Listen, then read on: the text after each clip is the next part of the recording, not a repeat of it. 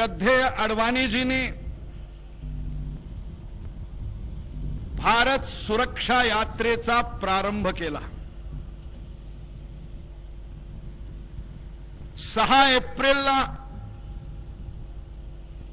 यावेळी एक विलक्षण योगायोग होता। 6 एप्रिल भारतीय जनता पार्टी दिवस होता आणि या रामचंद्राची जन्म रामनवमी ही सुद्धा 6 एप्रिललाच आली होती।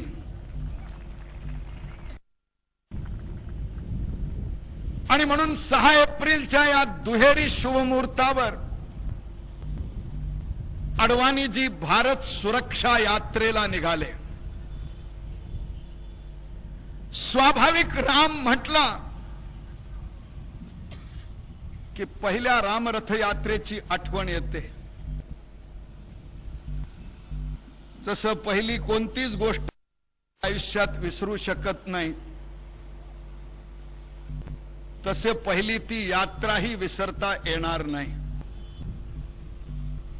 16 वर्ष झाली, पण अजून असं वाटतं की कालच ती यात्रा घडली। आणि म्हणून भारत सुरक्षा यात्रेच्या प्रारंभीच आमच्या सगळ्यांच्या मनात हे शल्य आहे की रामरथ यात्रेतून बाबराची ती अपवित्र ढाचा 6 डिसेंबर 92 ला आम्ही जमीनदोस्त करून दाखवला। आता तो ढाचा अयोध्येत नाही, छोटस रामाचं मंदिर उभा केलं। रामरथ यात्रेने जे ते अर्ध पुरं झालं, ढाचा कोसळला, अस्थायी मंदिर जन्माला आलं। परंतु प्रभू रामचंद्राच्या जन्मस्थानी जेवढं विराट मंदिर व्हायला पाहिजे ते विराट मंदिर अजून तिथं उभं राहिलं नाही याची खंत आहे।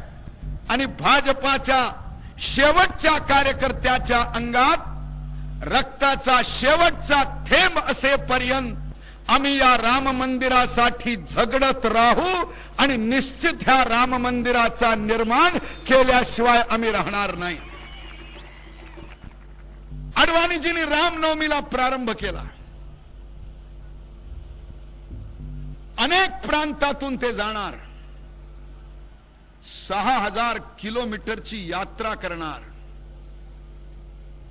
आणि 10 मे आपल्यापैकी जे इतिहासाचे अभ्यासक असतील त्यांना कल्पना आहे, 10 मे 1857 ला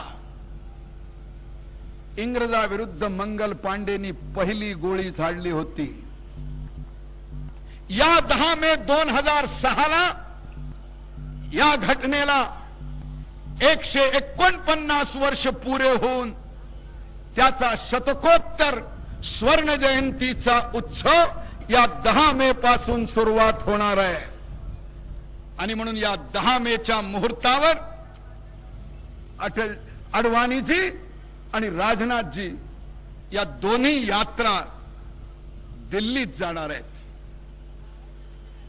अडवाणीजींची ही 5वी यात्रा आहे। कधी कधी मी मनात विचार करत होतो, कुठून ही प्रेरणा येते?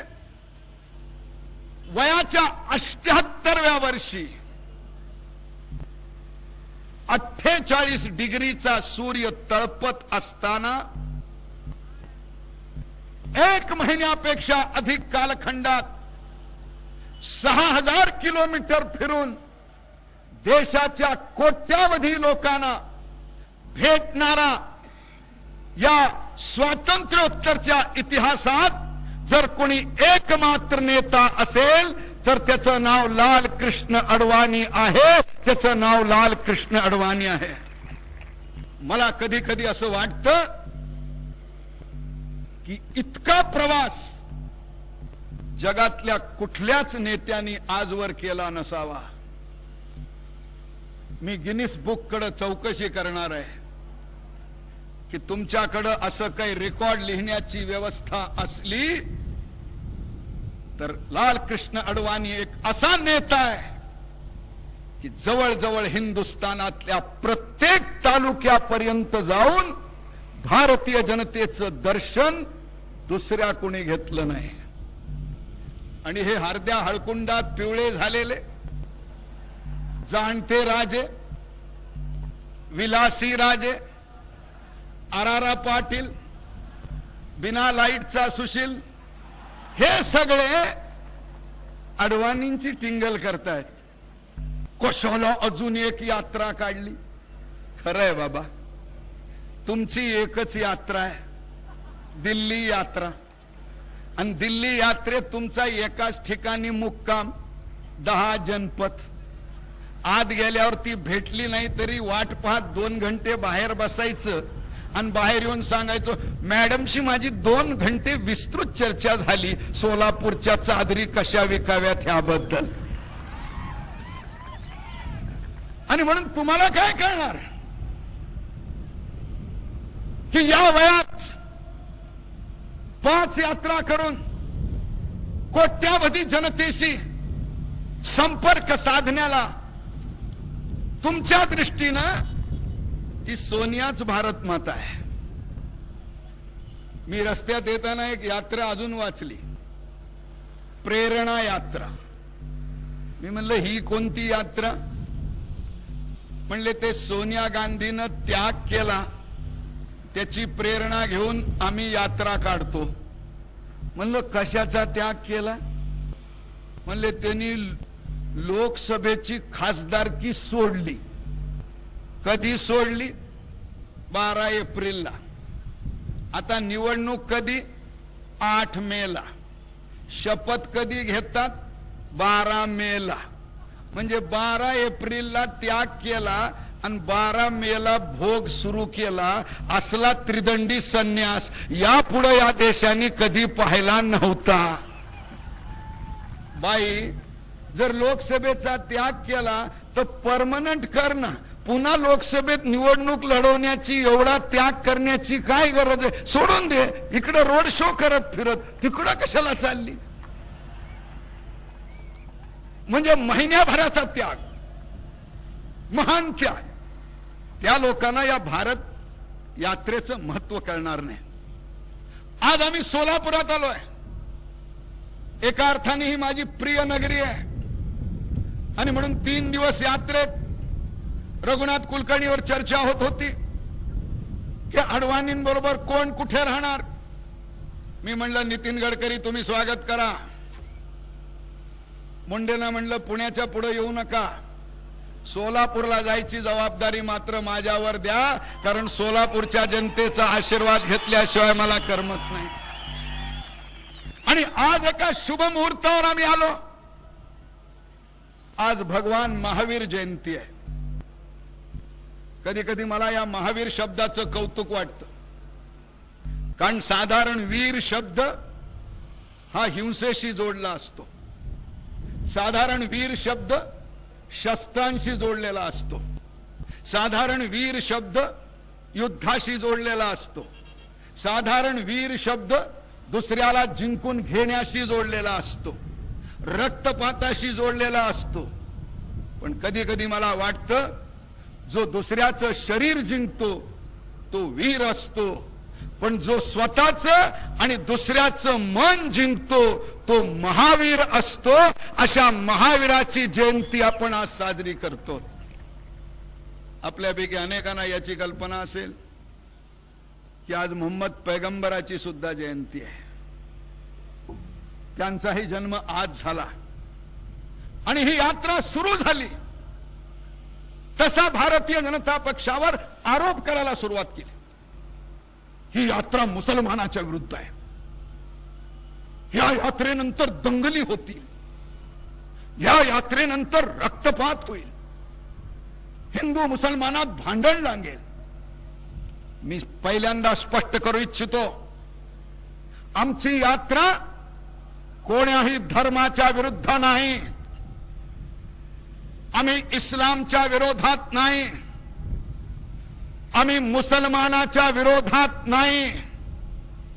थोडा विचार करा, जर भारतीय जनता पक्ष मुसलमानाच्या विरोधात असता तर अटल बिहारी वाजपेयी प्रधानमंत्री असताना डॉक्टर APJ कलाम यांना राष्ट्रपती कधीच होता आलं नसतं. आम्ही डॉक्टर कलामांना राष्ट्रपती केलं कारण ते मुसलमान होते म्हणून नाही. या 100 कोटीच्या देशाचा राष्ट्रपती होण्याचे सर्व गुण त्यांच्यात होते म्हणून डॉक्टर कलाम आम्ही यांचा धर्म नाही पाहिला, देशभक्ती पाहिली, भारत मातेचा पुत्र मानलं आणि आम्ही त्यांना राष्ट्रपती पदासाठी नेमलं. या देशात राष्ट्रपती मुसलमान झालाय, या देशात उपराष्ट्रपती मुसलमान झालाय, या देशात सर्वोच्च न्यायालयाचा मुख्य न्यायाधीश मुसलमान झालाय, या देशात वायुदलाचा प्रमुख मुसलमान झालाय, या देशात शिवाजीच्या महाराष्ट्राचा मुख्यमंत्री मुसलमान झालाय. या देशामध्ये मुसलमान केवळ राजकीय नाही झाले, या देशामध्ये सानिया मिर्झा खेळते त्यावेळी हिंदू मुलं तिचं चित्र घाई लावतात आणि प्रेरणा मानतात. इरफान पटेल ज्यावेळी बॉल फेकतो त्यावेळी या देशातली हिंदू मुलं वेड्यासारखी त्याची कौतुक करायला फिरत असतात. या देशाने कधीच धर्म म्हणून मुसलमानावर अन्याय केलेला नाही. सगळं बॉलिवूड बघा. काही तरुण मुली आल्या असल्या तर विचारा लग्न कोणाला करायचं? शाहरुख खान. म्हणलं तो दुसरं करत नाही. आमिर खान. म्हणलं त्यांनी दुसरं आत्ताच केलंय. मग म्हणली सलमान खान. काल रात्री म्हणली नको, 5-6 वर्ष तू तिकडे गेला तर मी एकटी इकडे बसून काय करू. कधी आम्ही विचार केला? कधी राष्ट्रपती मुसलमान करताना धर्म मानला? कधी क्रिकेटच्या खेळाडूचं कौतुक करताना धर्म मानला? कधी आम्ही कलाकारामध्ये धर्म बघितला? कधी आम्ही गायकामध्ये धर्म बघितला? या देशामध्ये 85% हिंदू असून सुद्धा या हिंदूंचं हे श्रेष्ठत्व आहे. तुम्हाला कधी पाकिस्तानचा राष्ट्रपती हिंदू झाल्याचं दिसलं? पाकिस्तानमध्ये कधी सरन्यायाधीश हिंदू झाल्याचं दिसलं? कधी पाकिस्तानच्या वायुदलाचा मुख्य हिंदू झाल्याचं दिसलं? आणि म्हणून भारतावर हा आरोप करू नका, भारतीय जनता पक्षावर हा आरोप करू नका. पण एक लक्षात ठेवा, प्रश्न मुसलमानाचा नाही, प्रश्न हिंदूंचा नाही. पण त्याचबरोबर आम्ही मुसलमानाच्या विरोधात नाही, आम्ही बांगलादेशाच्या विरोधात नाहीत. मी आत्ता आसाम मधून काल रात्री परतलोय. आपण दूर सोलापूरमध्ये राहतो. आपल्यापैकी किती लोकांना याची कल्पना आहे की गेल्या 25 वर्षात ज्या बांगलादेशला आपण जन्म दिला त्या बांगलादेशने इतके घुसपेटी मुसलमान घुसवलेत की आज आसाम मधल्या अर्ध्या जिल्ह्यांमध्ये मुसलमानांची संख्या हिंदूंपेक्षा जास्त आहे. आसाम मधला प्रत्येक 3रा मतदार हा घुसपेटी बांगलादेशी मुसलमान आहे. आसाम मधल्या 126 विधानसभात 45 विधानसभामध्ये आमदार कोण असावा याचा निर्णय हा घुसपेटी मुसलमान करतो. आज 2006 आहे. अजून 10-15 वर्ष गेली तर जसं जम्मू काश्मीरचा मुख्यमंत्री हिंदू होऊ शकत नाही, कायदा नाहीये, महाराष्ट्राचा होऊ शकतो, बिहारचा होऊ शकतो, जम्मू काश्मीरचा होऊ शकत नाही. मला भीती आहे अजून 10 वर्षांनी आसामचा मुख्यमंत्री हिंदू होऊ शकणार नाही. आणि अजून 25 वर्ष गेली तर आसाम बृहत बांगलादेशचा हिस्सा बनेल. आणि या मुद्द्याला सर्वोच्च न्यायालयाने सांगितलं हे आक्रमण आहे, भाजप म्हणतोय हे मूक आक्रमण आहे, हे अघोषित युद्ध आहे, सायलेंट इन्व्हेजन, अनडिक्लेअर्ड वॉर, त्याला विरोध करायला अडवाणी निघाले. हा व्यक्तिगत प्रश्न आहे. 78व्या वर्षी 25-50 वर्षानंतर आसामची स्थिती काय होईल आणि हा भाग आपल्या देशापासून तुटून जाणार नाही याची चिंता करणं, याच्यात राजकारण आहे.